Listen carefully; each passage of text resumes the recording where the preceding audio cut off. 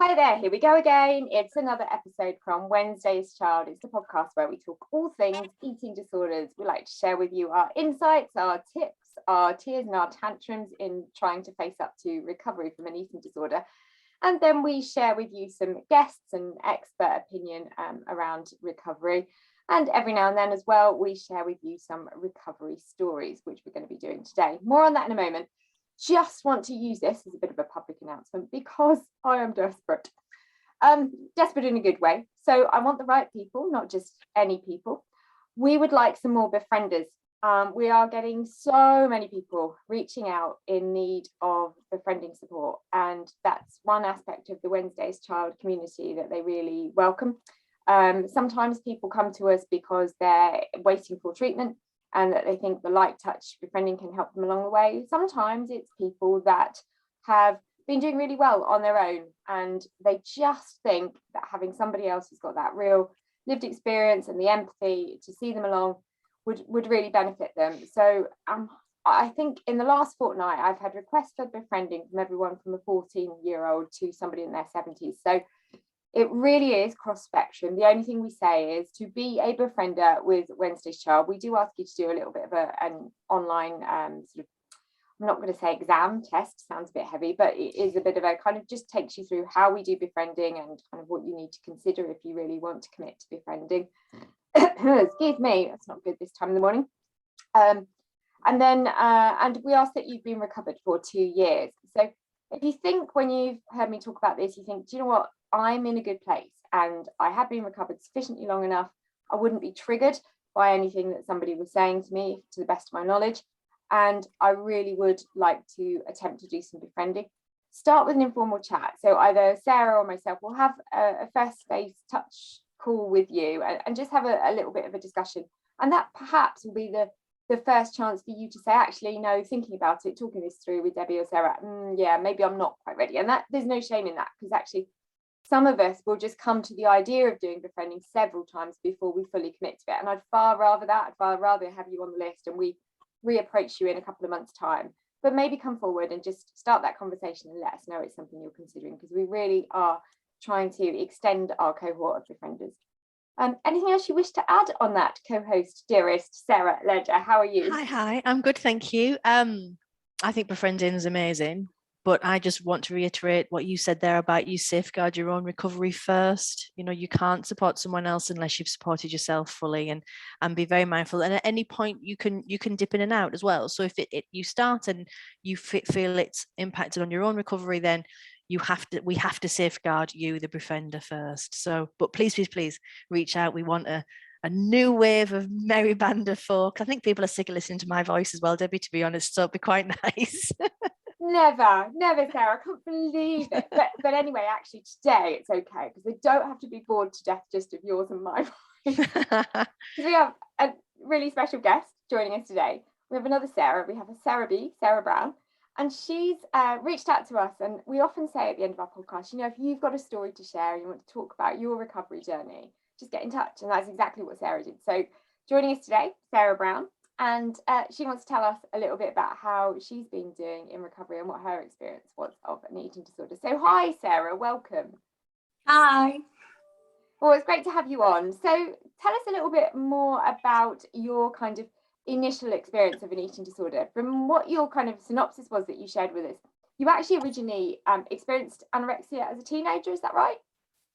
Yeah, it was kind of a classic response to bullying about my weight or appearance, which I realise now was a completely healthy weight and appearance at the time. But obviously bullying really gets you down when you're that age. And I just wanted to do anything that I could to stop it. And I felt sick of myself and ended up in this really unhealthy spiral. It didn't help that at the time I was in a private school. So a lot of the day I was away from my parents for a really, really long day. Didn't necessarily have a lot of sort of attention on what I was doing during the day. So I was able to get into these really unhealthy habits without any sort of repercussions, which was just really a really horrible time. I ended up getting some help, changing schools, and going to the children and adolescents mental health services. But at that time, I really didn't want to get better. I just wanted them to leave me alone. And I guess because the NHS is so sort of stretched and underfunded, as soon as I got to a point where I was at like minimum healthy BMI, they were able to just discharge me, which was what I wanted.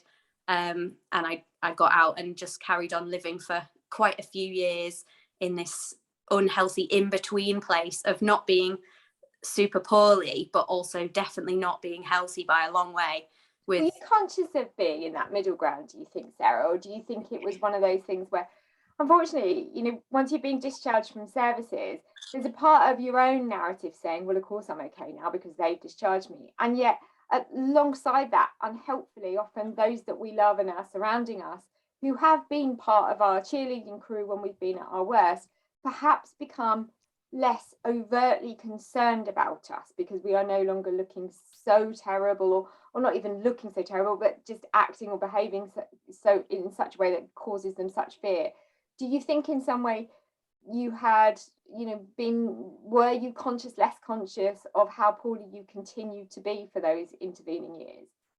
Yeah, definitely. I only really realised when I had my sort of major relapse starting in sort of summer 2019 that I'd never fully recovered in between those two kind of bouts of anorexia. That was when I noticed, you know, that I would cope absolutely fine as long as I hadn't had breakfast, or as long as I'd eaten crackers in a multiple of 3 or something like that. Then I noticed that those things had always underpinned how well I coped. And that's so not true recovery, is it? Because rules don't exist in full recovery. Exactly. So then I was able to realize that I'd never fully recovered. And I'm quite aware of it because I know that when I spoke to friends during that time in between, I would always say, oh, I don't think it ever really fully leaves you. I think that once you've had it, it kind of always stays with you. And some people will believe that, but I personally believe that there is a full recovery. And I don't think I'm fully at it yet, but I want to, and I believe that it's possible. And that those few years in between definitely weren't it. Wow. I'm sure, Sarah, when you hear Sarah talk like that, you know, we often talk, don't we, about kind of, is recovery fully possible? And I think, you know, we've commented quite publicly, haven't we, that sometimes we get frustrated where people say, oh, it's never possible to get over an eating disorder. There's been quite a lot of people in the media that have said that in the past, but you know, Sarah, yourself, you've been outspoken about saying actually you absolutely bloody believe it's possible, and you've proven that. Dead right. I think if you believe that it's not possible, then why would you do anything? You know, why would you give up? It takes so much effort and so much determination and so much pain and heartache that you have to believe that it is possible to not have this horrendous illness anymore. I suppose the thing is that it doesn't happen quickly. So you have to give your all to recovery and acknowledge that this is a journey just as much as the illness was a journey. You had a lot of behaviors to shift, a lot of things in order to be able to battle with and rewire and rework. But it 100% is possible. Yeah. So that relapse in 2019, which then neatly dovetailed with lockdown and COVID and all the shenanigans there, what did you do by way of reaching out for help at that point? Were you surrounded by family, friend, partner? So at the time when it sort of was at its worst, was kind of autumn 2019, and I was actually living and working in Germany. And I tried to reach out for help in Germany. I tried to access some online counselling, which I didn't really find very effective. I tried to get some help through the local university, which had English speaking like psychiatrists, but obviously I wasn't quite able to get any help there. I was looking into all sorts of options over in Germany. There were some really fantastic looking services. If I'd been able to access German help, I don't think I'd have been able to recover in German. My German isn't that good.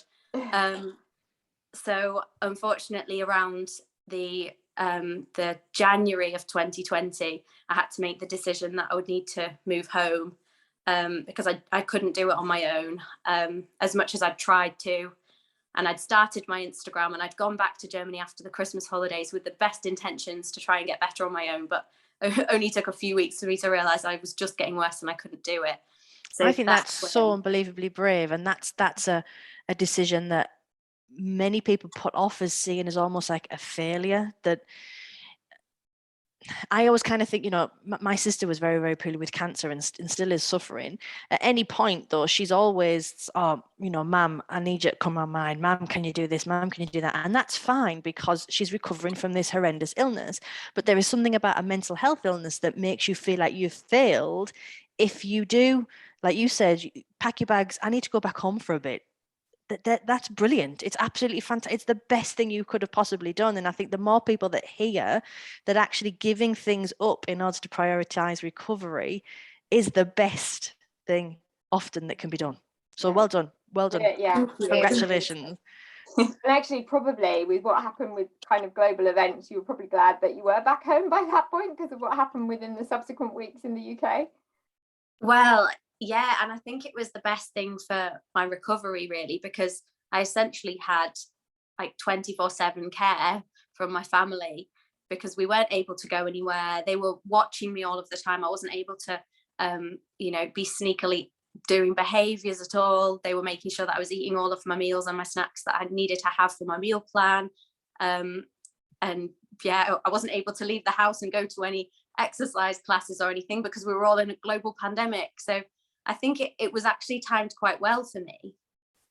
Ah, nice one, universe. Well done. Brilliantly timed.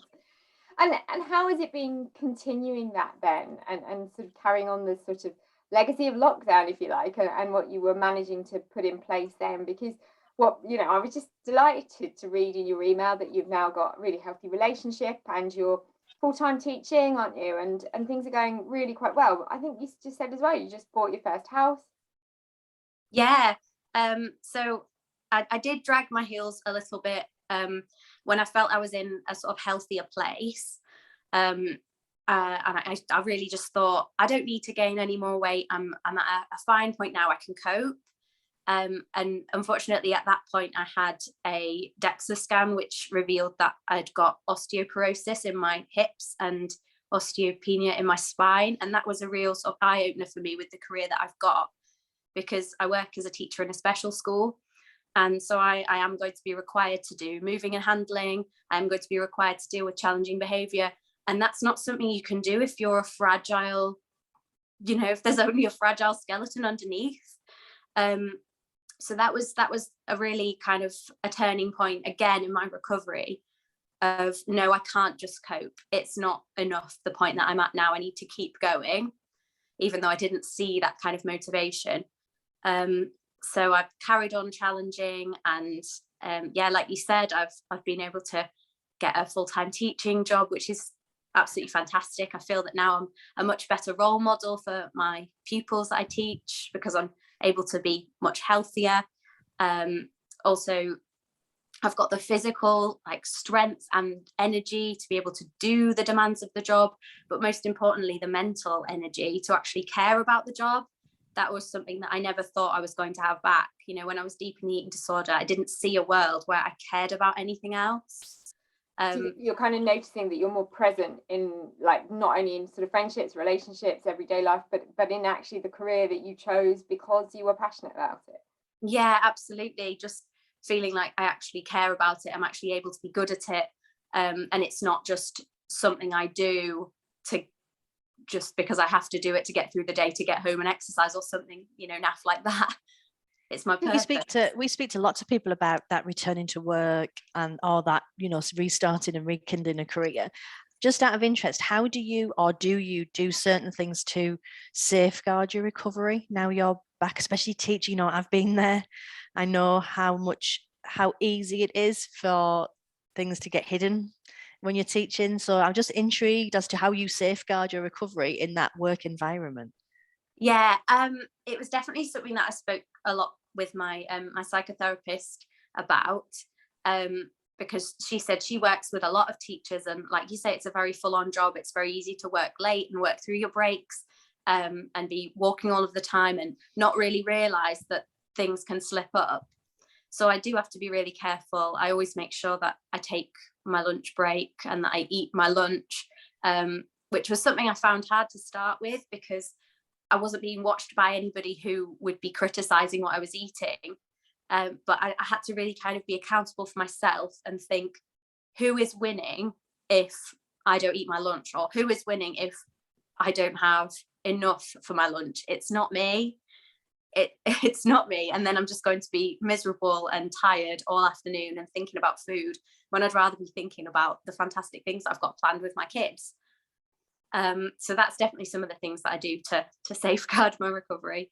Wow, it's really great, isn't it, Sarah? I mean, as I say, I'm sure you relate very well to this, because you were in the education profession as a teacher when your sort of demise into an eating disorder first took place, and now you're in the world of education, but probably seeing through a very different set of eyes how passionate you feel about your career when you're a full person and very present and completely immersed in that, rather than without doubt. And it's the options it gives you when you're not focusing on your eating disorder. It's the time, like you said, Sarah, that you can really invest in what you're doing. It's the downtime with your colleagues. Like there's a delicacy in Middlesbrough called a parmo. We had a parmo last Friday, which is it's an amazing feat of food. I'll when you come, Debbie and Sarah, to Middlesbrough, I will get you one. We had parmo. I'm gonna have to look that up, because I have no idea what we're talking about. I'll send you a photo. We had parmo Friday last week. Well, a few years ago, there is no way in the world I would have, taken part in Parmo Friday. I suppose for me that it's not a regret, but I suppose the slight regret is that I couldn't go back to teaching. I tried, and it just wasn't going to work. So similar when you came home from Germany, Sarah, and went, right, I have to change something. I had to leave my teaching profession as it was. And fortunately, I've found a wonderful company that I now can still go visit millions of schools and teachers with. But I had to make a similar decision of you of, actually, this isn't working. So I need to pull my big girl's pants up, take a deep breath, focus on recovery, and do a massive shift. And like you, when you're talking about moving house, and your whole family gets involved at that stage, don't they? So it shouldn't be belittled how much of a thing it is and how brave it is to make these massive shifts, because look what you're benefiting from now because of it. Are you very open with perhaps your employer, but also family and friends now, about the fact that you still feel you're on a journey? I'm open with my family and friends, and my fantastic boyfriend, of course, but I'd say less so with my workplace. I'm trying to kind of keep it quite separate, because I almost want this job to be something that I've got separate from my eating disorder, so that there's not even an excuse, not that it would be an excuse, but I have to be the sort of recovered, healthy Sarah when I'm at work. So I'm trying to keep it that way for as long as I can anyway. Yeah, I can understand that completely. And it sounds like you're surrounding yourself with great people and making some really good progress. So is there a kind of, do you have any more milestones in your head in terms of that recovery? I mean, like, talk about milestones, I think you've done a hell of a lot in the last couple of years. Like, move back from Germany, get a new job, buy a new house, get a relationship. You've done an awful lot, but do you know what more kind of recovery milestones you're focusing on right now? I've got a few little kind of challenges that I work on with my psychotherapist. I still speak to her, even though I'm at such a healthy point. I think it's really important to keep noticing behaviors and challenges and things that might still be difficult, and try and crush even the ones that hardly come up, because I want to be in a place where those thoughts just don't even appear to me anymore. So it's really just little menial things now. Oh, brilliant. Well, keep working on them. I mean, it's so lovely to hear the story of someone like yourself, and just because we talk out into that ether, that kind of big wide world, wondering whether people are listening and taking any kind of crumbs and comfort, and are there people out there that are navigating their own recovery journey. And when someone like you gets in touch, it kind of helps us know that actually you're exactly the kind of people we want to reach out to, and know that we're making some small crumb of a difference to, in being able to remind you that recovery is so worthwhile. Yeah, and things like podcasts and Instagram accounts have been so helpful to me in the early recovery, in just keeping me on track during the tricky times, and hopefully off into my future. So I definitely think it's a great thing that you do. And your Insta profile is Recovery Flapjack, is that right? Yes. Why I'm intrigued. Why Recovery Flapjack? I think flapjack was probably one of the first foods that I ate when I was in a better recovery place. And the picture that I've got as my profile picture on there was a cake that I ate on Christmas Eve 2019 as the first thing that I posted on my account when I was really trying to be more accountable for my recovery. Yeah. Well, now tell us that you make a really good batch of flapjack. I mean, that's all I want to know. I'm a good flapjack eater, better than a flapjack baker. Yeah. Sarah, I'm really disappointed. You know, I was thinking that you and I, as you know, podcast host supremos, were about to receive a box of flapjack. No, I must admit, I'm scrolling through the Instagram picture now thinking, oh, she's a good baker, but clearly you're just buying all this stuff, Sarah. I am. Right, well, I'll have to get my Amy on it. My Amy is the star baker of Wednesday's Child, so don't worry, I'll put something in the post. I'll send you a picture, Sarah B, and Debbie, I'll send you a box of Amy's baking. Excellent. I'm expecting a baking box to arrive. I'm going to be standing by my mailbox every day now. I've got Amy's baking on the way. Oh, Sarah, thank you so much for sharing your story. Really, you know, we hope more people follow your Instagram account and help you to feel accountable in your story. And, you know, anything more that we can do to continue to support you, then just reach out to us. And for anybody else out there that's in Sarah's situation, wants to also share a story, you know, again, we'd encourage you to do that. And going right back to what I said at the top of the show, we're always looking for those of you that have been sufficiently far enough through recovery that you can consider befriending and are in a good place to do so. And we can look at you as a long-term person. We can match with somebody else to share that empathy and lived experience. So that's it for this latest episode of the Wednesday's Child podcast. Thank you for listening in. As ever, feel free to leave your comments and we will be back with you again very, very soon. Take care for now and keep focused on your recovery.